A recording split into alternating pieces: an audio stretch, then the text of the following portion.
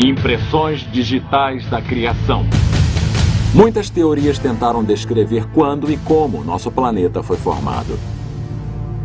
Porém, até recentemente, havia poucas evidências de peso para lhe dar apoio. Agora, no entanto, uma nova descoberta lançou diante dos olhos do mundo um modelo revolucionário de nossas origens, forçando muitos cientistas a pensar no impensável.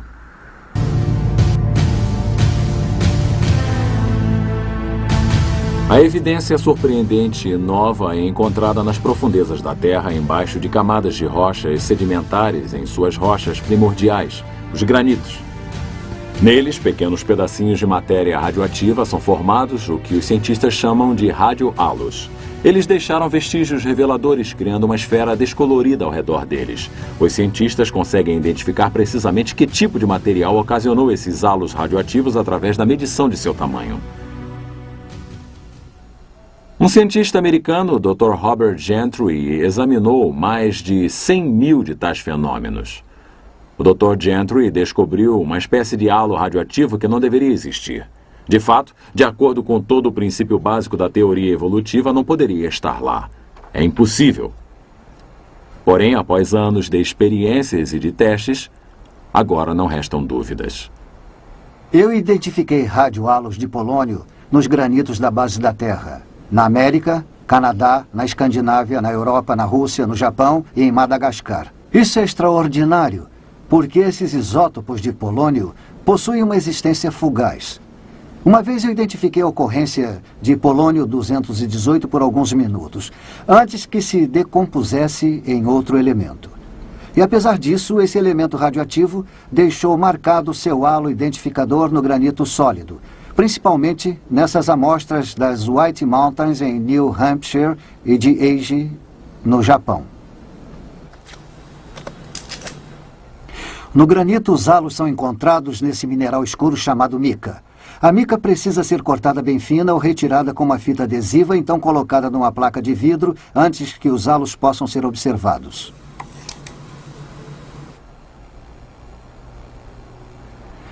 A animação nos ajuda a entender a origem do halo de 3 anéis de polônio-218, agora sendo observados através do microscópio.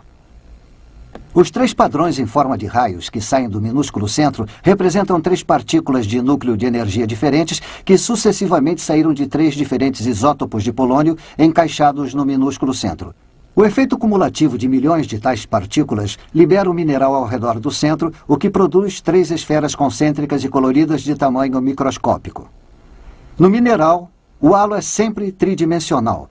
Sob o microscópio, no entanto, ele parece plano.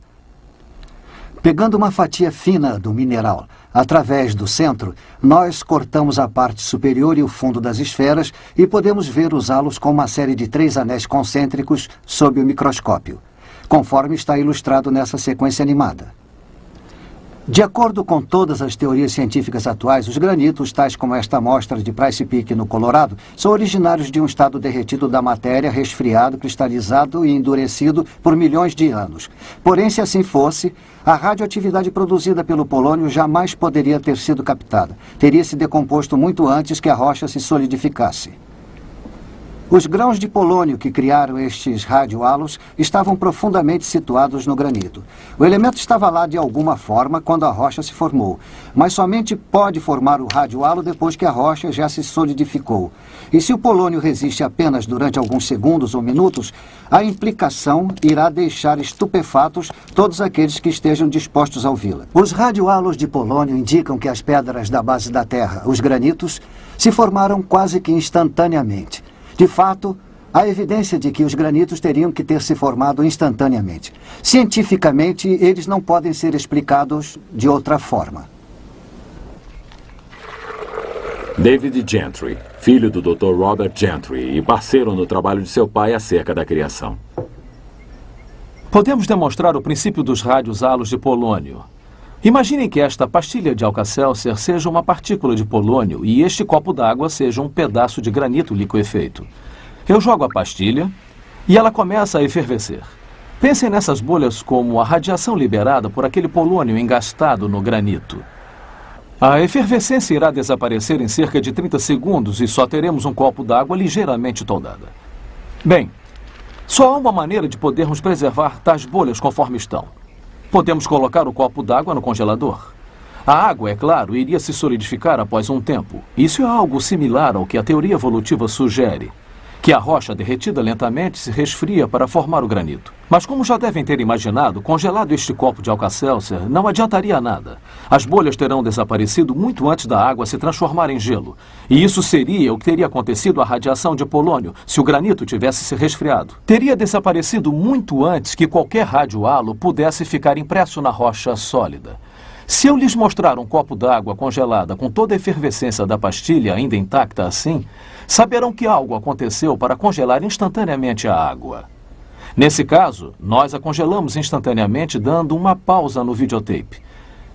Da mesma forma, se olharmos para o radiohalo demonstrado de forma irrefutável como sendo produzido por um certo tipo de polônio, nós podemos saber que o granito a seu redor teria que ter sido formado instantaneamente.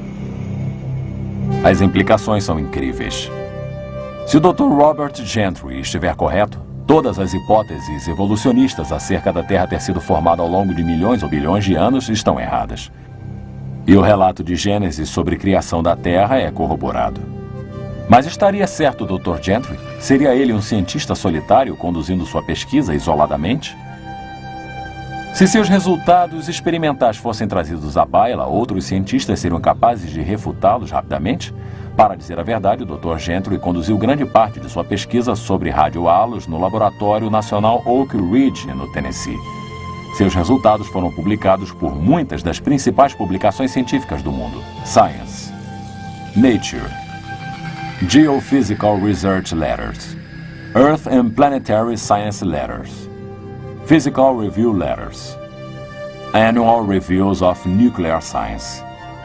Artigos que aparecem em tais publicações estão sujeitos ao exame dos colegas, ou seja, outros cientistas do mesmo campo examinam cuidadosamente as evidências apresentadas e a experimentação utilizada para ver se houve algum erro nos dados. Até agora, parece que ninguém conseguiu contradizer os resultados do Dr. Gentry. Ninguém conseguiu encontrar alguma falha em sua teoria. Em dezembro de 1981, o Dr. Robert Gentry foi intimado a depor num julgamento no Arkansas, onde a Comissão de Direitos Civis da América tentava impedir o ensino da teoria criacionista nas escolas públicas daquele estado. Ele apresentou seus resultados aos radiohalos de polônio como prova de uma criação instantânea dos granitos. A comissão trouxe um geólogo dos mais renomados, Dr. Brad Derribble, para testemunhar a favor da evolução. Porém, no banco de testemunhas, nenhuma evidência científica pôde desafiar essa descoberta a favor do criacionismo. E, ao invés disso, ele foi referido como citando um pequeno mistério que não podemos explicar. Com tal conhecimento, vamos voltar para obtermos um quadro maior para colocarmos em perspectiva tal descoberta revolucionária. Em particular, como é que isso afeta a idade da Terra? Todas as tentativas para estabelecer a idade da Terra estão baseadas na decomposição da radioatividade. Como elementos como o urânio e o polônio são instáveis, seus átomos tendem a se decompor através da perda de partículas alfa. Ao longo de um período de tempo, átomos instáveis se decompõem através de uma cadeia até chegar a um outro átomo estável totalmente diferente. O urânio instável, por exemplo, poderá se tornar num tipo de chumbo. Os cientistas observaram que os elementos radioativos se decompõem na atualidade a índices incrivelmente constantes. Eles conseguem predizer precisamente se um elemento irá passar por cada um dos vários estágios existentes na cadeia de decomposição se o índice atual persistir. Os geólogos achavam que poderiam usar o índice de decomposição para precisar a era geológica, a idade das rochas. Eles estudaram rochas que continham amostras de elementos radioativos. Utilizando um equipamento científico complexo, eles examinam vestígios de urânio no granito, por exemplo, e calculam precisamente quanto de urânio se decompôs em chumbo na rocha. Então, baseados nos índices atuais de decomposição, eles se reportam à era quando aquele urânio começou a se decompor. Este, afirmam eles, seria o ponto de origem da rocha. Um pedaço de rocha de granito foi colocado nesse equipamento, que é uma microsonda medidora de íons. Ela mede a proporção de urânio até o chumbo numa determinada amostra. Imaginando o processo de decomposição atual seguindo ao contrário, teorias convencionais sobre a idade da Terra nos dizem que esta rocha aqui na máquina tem 1 bilhão de anos de idade. A questão é, estariam essas teorias corretas? As técnicas para precisar a idade se baseiam no mesmo princípio. Os índices atuais de decomposição radioativa, que são constantes, são usados para computar o que os cientistas imaginam ter acontecido no passado. E isso envolve uma premissa. Não há nada discutível a respeito do índice de decomposição de vários elementos instáveis. Isso foi estabelecido através da observação e medidas como fatos científicos. E a proporção de urânio com relação ao chumbo em várias amostras de granito não está em questão. Porém, o que não foi alvo de observação e de medição foi o que aconteceu no passado distante. Isso até a descoberta do Dr. Gentry, como veremos. Todos os métodos convencionais de determinação da idade da Terra são baseados numa grande premissa. O que está acontecendo agora é exatamente o que aconteceu em todos os pontos desde o início dos tempos até o presente.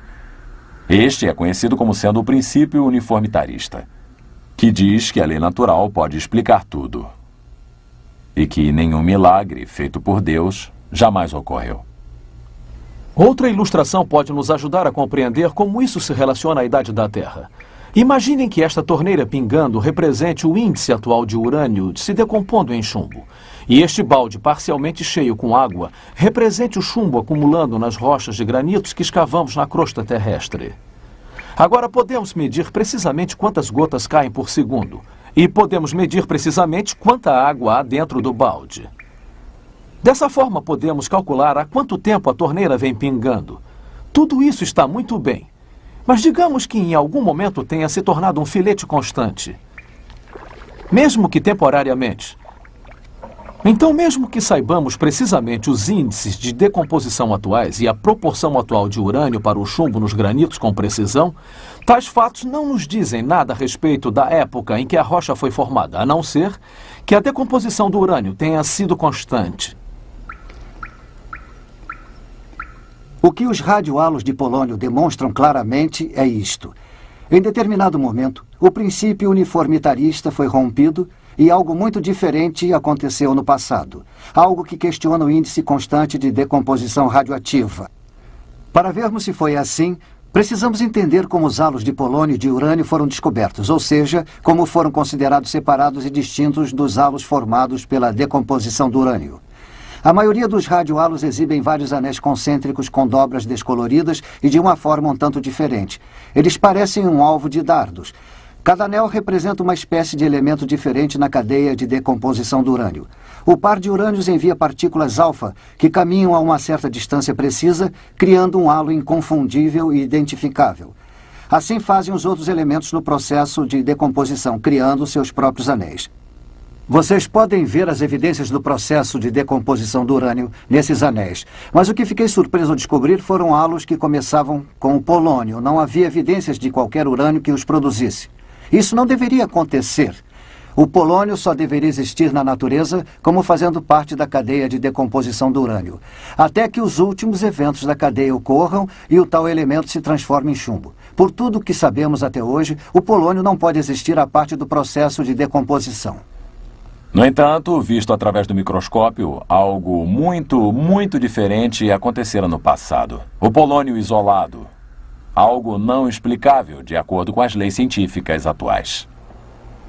Eu descartei todas as possibilidades, menos o elemento primordial do polônio, o qual foi criado desde o início. Uma das experiências que descartou o urânio e que confirmou o polônio primordial como a causa dos halos de polônio perdidos em granitos foi realizada com a microsonda de íons.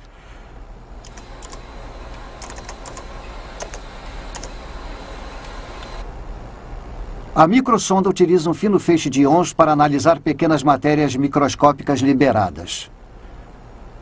A experiência foi criada para que o feixe de íons causasse impacto diretamente sobre o centro do halo, lançando em ambos os lados átomo por átomo para depois serem analisados pelo espectrômetro magnético. Um número significativo do elemento polônio-219 foi analisado utilizando a microsonda de íons. O resultado foi positivo e refutável. Os centros dos halos de polônio-218 continham o chumbo-206, um produto direto da decomposição do polônio-218, sem que o urânio correspondente fosse encontrado nos halos de urânio. Tais resultados confirmam que os halos de polônio em granitos foram originários de um polônio primordial. Tais halos não apenas indicam que os granitos em que são encontrados foram formados quase que instantaneamente, como também indicam que o processo envolvido tenha sido significativamente diferente do que o que observamos no presente. Isso nos leva às implicações de longo alcance a respeito das descobertas do Dr. Gentry. Se os índices de decomposição radioativa não foram constantes, então os métodos convencionais para o cálculo da idade da Terra não têm significado. Eles simplesmente não funcionam. Os radiohalos do polônio oferecem provas de que um processo diferente ocorreu quando esses granitos foram formados. Esta é uma prova clara que invalida o princípio uniformitarista.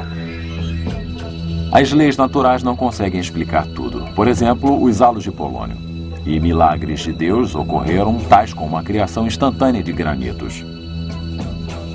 O princípio uniformitarista era a argamassa que amparava toda a teoria da evolução.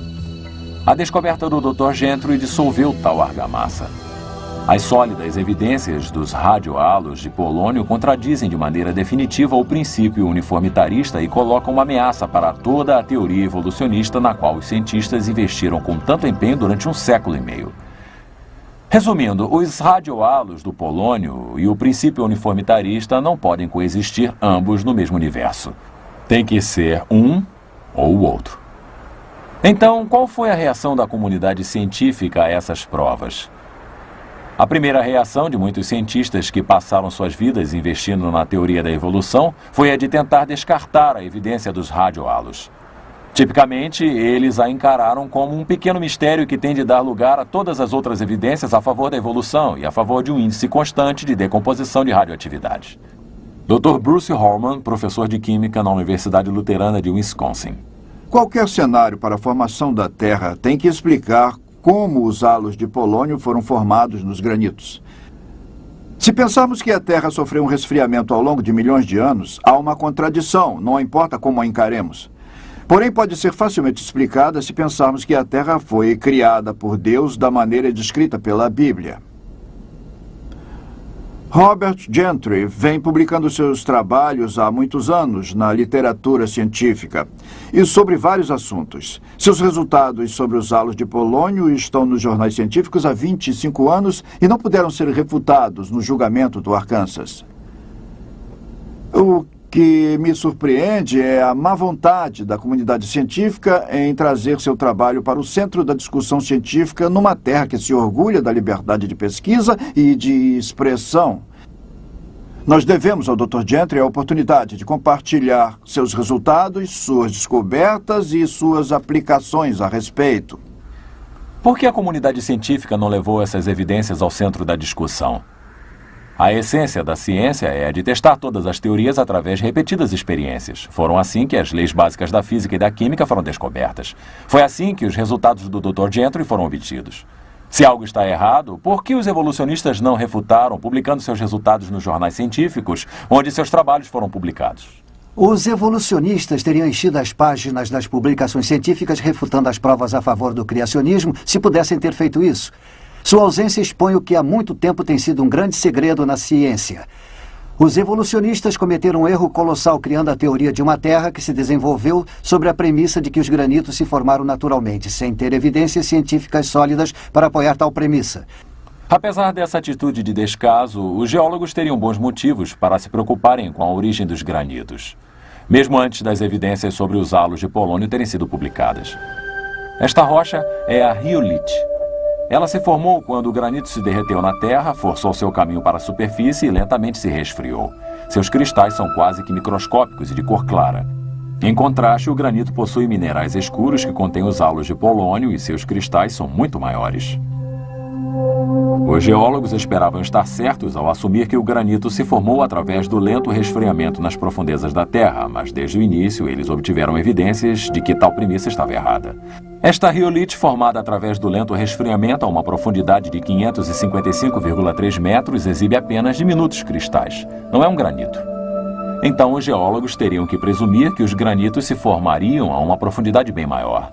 Na década de 60, os geólogos derreteram pequenos pedaços de granitos e deixaram que esfriassem lentamente sob condições de calor e de pressão existentes a grandes profundidades na Terra. Esta é uma pedra produzida em tais experiências. Tem apenas pequenos cristais, como a riolite. Não tem cristais grandes, não tem cristais escuros. Não é granito.